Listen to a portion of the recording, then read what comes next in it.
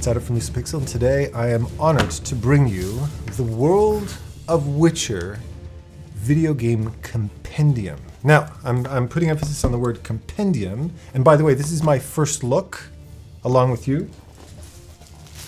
The wrapper's right here. I just opened it. So this is a very, very fresh look. I've barely even cracked the seam.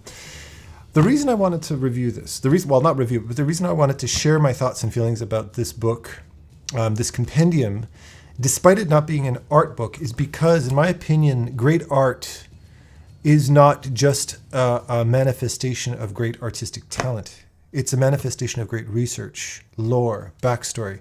And that's where Andrzej Sapkowski, the writer for the Witcher series, and CD Projekt Red, the company that developed the game, and now the Netflix series, which they did a beautiful job with, really shines. Their ability to make a world believable, immersive, rich, detailed, with detailed, rich, complex characters and environments and creatures.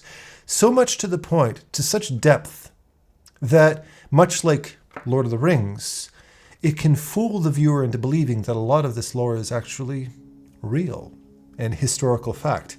And on numerous occasions, The Witcher has done just that with me, because if you know my channel, if you know my work to any degree, you know that I delve very deeply in folklore, like Baba Yaga, or Kashe the Deathless, or Kuchisake Onna, or all these different folklores from different parts of the world. Hanako-san is another one. So let's crack this open. Okay, and I'm going to give you a quick tour. Again, I haven't had a lot. You can see this is a very, very fresh book, barely opened. And I'm going to share my thoughts as I go along about this book and about what it is that inspires me artistically, and why I felt that this book in particular, as opposed to many other compendiums out there, is an artistic resource for us as artists. Not to mean that this is the last Witcher art book we'll be talking about here. That's a bit of a teaser for what's to come, but just to give you an idea. Now, of course, I'm not going to read you through the entire history. I'll share my thoughts with regards to the game itself, but most of what I'm going to do is flip through. But pay attention to little details such as the actual mosaic, the actual designs on pieces of furniture, the woods being used for the furniture, the fabrics, the type of colors that are being used to capture a sense of wealth and prowess and military and royalty and nobility, or the opposite, bums that live on the street. And these are captured through design, through color, through acting, through voice, through sound, through light, throughout the entire series.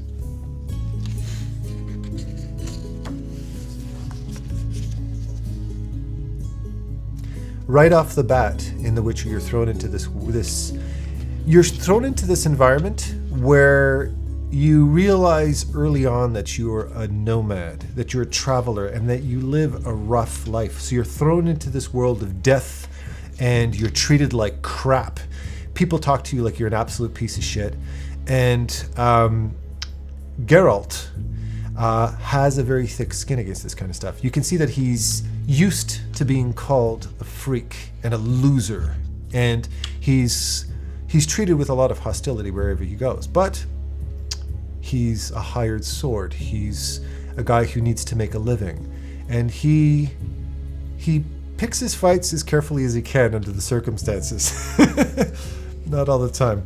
There's quite a few bar brawls. Oh, by the way, I started playing this game again. I did the entire game, expansions and everything included on my PC. Shortly thereafter, got it for the PlayStation 4, and haven't touched it in years. And about a month ago, I started playing again. So that's the current game that I'm in. So I'm knee deep in this. This is why I picked up the compendium in the first place. I was so, again, seduced and enamored by this beautiful game.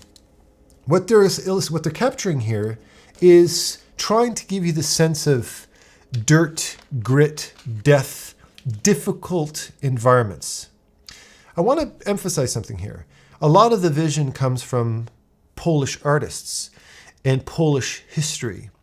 And just from somebody who's researched a lot of this stuff myself, my mother's side of my family being Polish, Żolkiewicz, that's my mother's family name,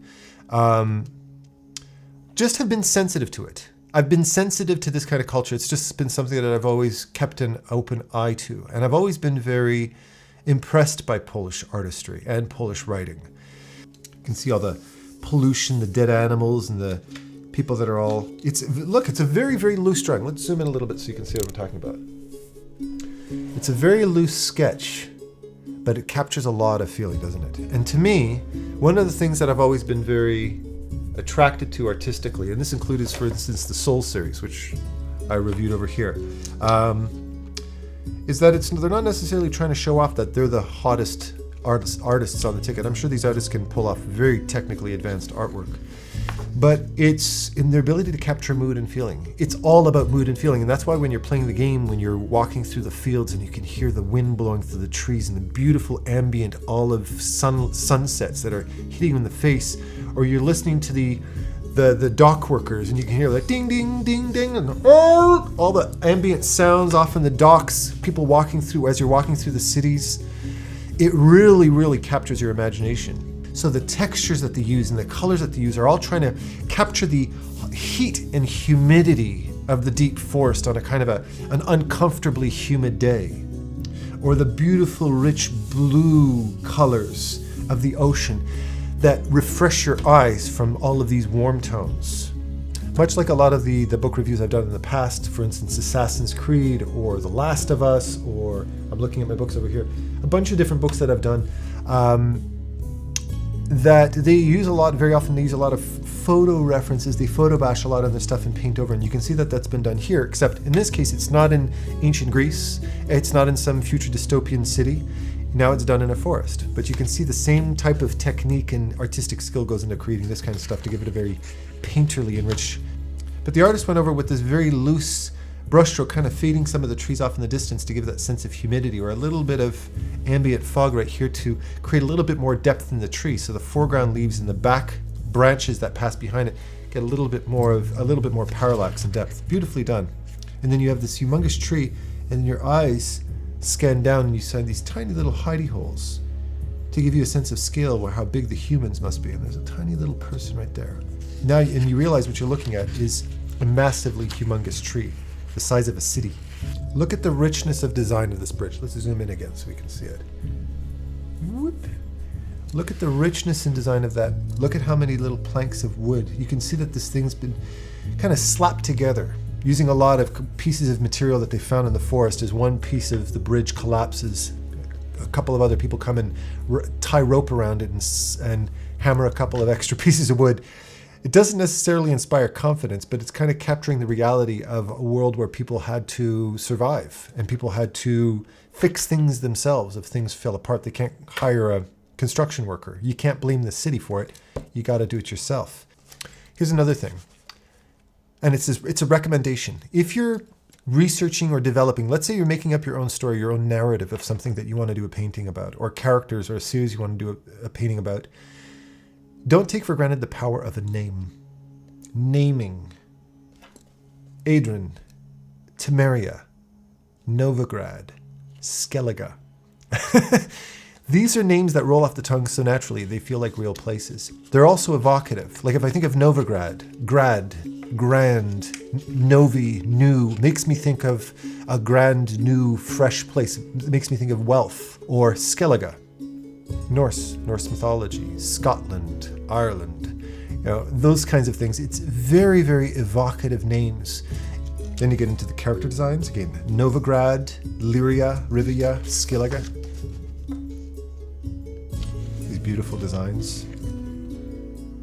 It has a very Game of Thrones type of energy to it, doesn't it? It has that same level of grit and believability and atmosphere. It's all about atmosphere. You gotta put yourself in this environment and say, somebody lives here. It's not just a movie set. There's a design element to it. Set design is a subject I love teaching in my mentorship. And you can see the beautiful set design where you can actually feel the overgrowth, you can feel the age, you can feel the history, you can feel the lived-in aspect of a lot of these different places. How things have been tied together. You can see that the artists have put a lot of thought into these kinds of things. It might look loose and very haphazard, but in fact it's very thoughtfully put together to give it that feeling of people have been living here for many decades and have had to repair and live in these different environments. This wood has been aged and weathered by many different climates.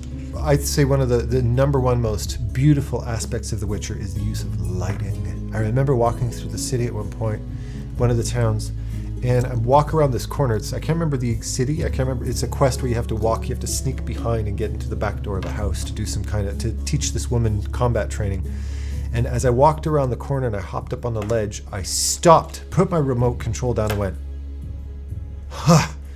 Actually, it was my mouse because I was playing on the PC at the time. And I put my mouse down and I went, I just had to stop and look in awe at this beautiful, beautiful color. I can only imagine the infighting at CD Projekt Red fussing over sunset colors. I can imagine it. I mean, if you had a chance to work on The Witcher, and if you can attest to that, if you work into the design department, let me know if any passionate fights broke out over lighting and color.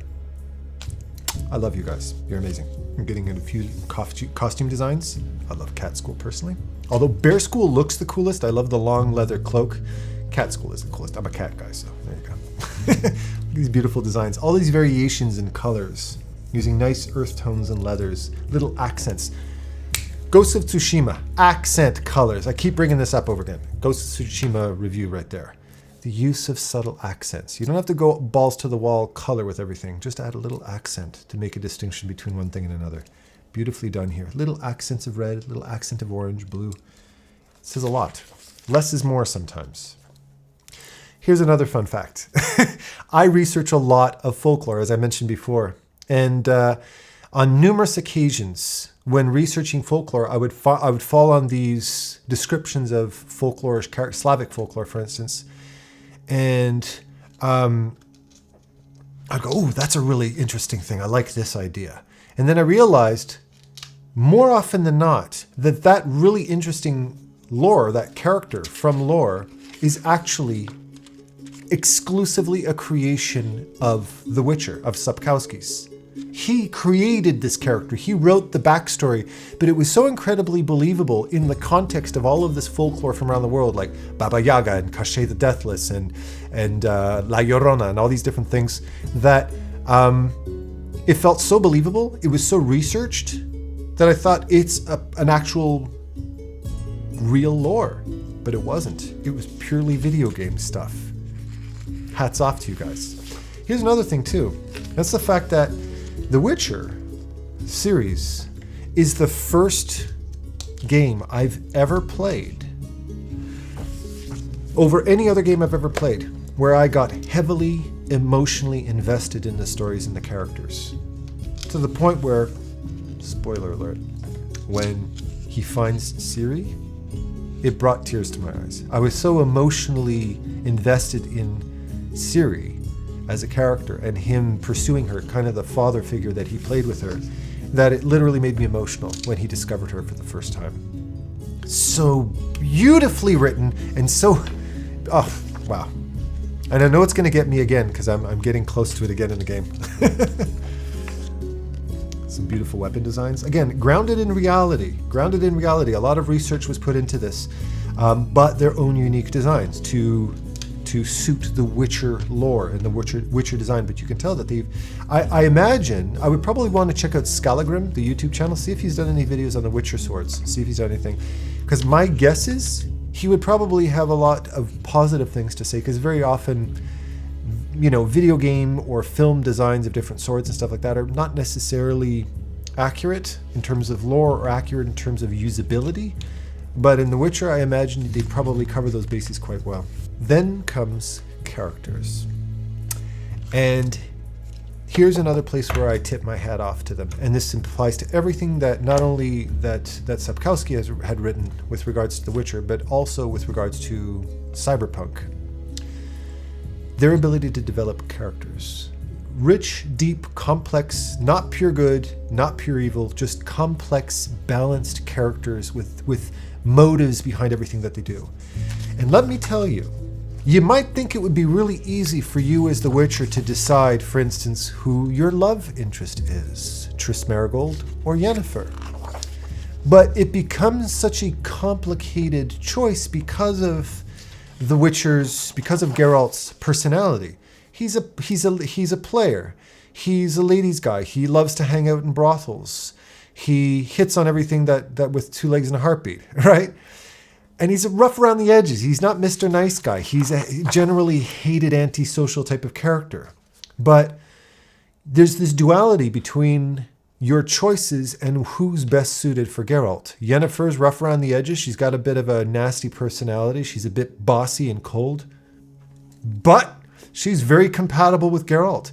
Versus Triss, who is sweet. She's kind. She's compassionate. She's empathetic. She's thoughtful. But is she compatible? And throughout the entire game, as you go through these different choices, confessing your love or not from one person to the other, choosing one over the other, choosing both, do so at your own consequences. It's not an easy decision to make. The relationships he makes when he meets different creatures and stuff like that in the forest, they might look ugly and they might look menacing, but the game, Sapkowski and CD Projekt Red, and have made it a difficult decision to make. There's always 2 sides to every coin. Making all the decisions you make in the game difficult. Lastly, the creatures. Like I said, lore that is so believable, sometimes real, like Wendigos, for instance. That's actually based off of I've done numerous illustrations of Wendigos. Check it out right here. Based off of Canadian First Nations folklore. But they adapted that it's been adapted to different folklores from around the world. So they have adopted some creature concepts in folklore from real life, but a lot of these, water hags, their own rendition of vampires again, different types of wraiths that they've designed themselves, all of these have their own behavior, have their own strengths and weaknesses, have their different representations. You'd be surprised how seamless you go from reading true, developed, centuries-old developed folklore from the real world, from different cultures, to stuff that's entirely made up for the game. Good luck distinguishing between one and the other. That's how well these things have been developed. I want to end on this note. What makes great art? Why did I want to review this compendium, not this specifically art book with you? It's because very often we credit great art to just being great drawings, when in fact it's so much more than that. If you think of any great game, any great book, any great design, any great narrative, any great illustration, anyone out there, they're all founded in a core fundamental quality: research and patience. And very often it's the artists, it's the developers, it's the game studios who have this patience. If you forget unlimited budget, but if you gave a studio unlimited time, if you gave them permission to create greatness, we would never have to deal with failed projects. We would never have to deal with investors pulling their funding out of things. You wouldn't have to deal with the public outcry of bugs in games like what happened with CD Projekt, what happened with Cyberpunk. Cyberpunk is a magnificent masterpiece of a game that was pushed with not enough resources and not enough time. Patience ran out. Resource ran out.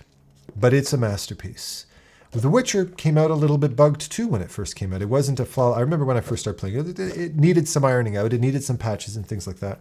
But it's a product of time and research and patience and design and passion. And you put those things together, you get games like The Witcher. You get stories that are timeless. You get lore that feels real. You get designs that are rich and beautiful and immersive. And you as an artist, if you're sitting in front of your book right now, if you're sitting in front of a blank canvas and asking yourself the question, what am I going to draw today? What do I draw today? You've already failed. What I recommend is you put your paintbrush or your drawing pencil down, you put your stylus down, and you pick up a pen. You write, you pick up your keyboard, and you start to research and get into the lore. And once you get some lore, if you think about all the paintings that I've done, they're a manifestation of lore, of existing lore. And I tap into that resource of depth and design. And that's what helps to fuel me as an artist. And The Witcher, to me, is one of the greatest masterpieces in video game history. Not only to myself, everybody feels that way. And to everybody at CD Projekt Red who worked on this game and who worked on Cyberpunk as well, I love you guys for everything that you've produced. Thank you for creating timeless work, and thank you for being an endless inspiration to me and millions of artists out there. All right? Thank Thank you for joining me. Take care.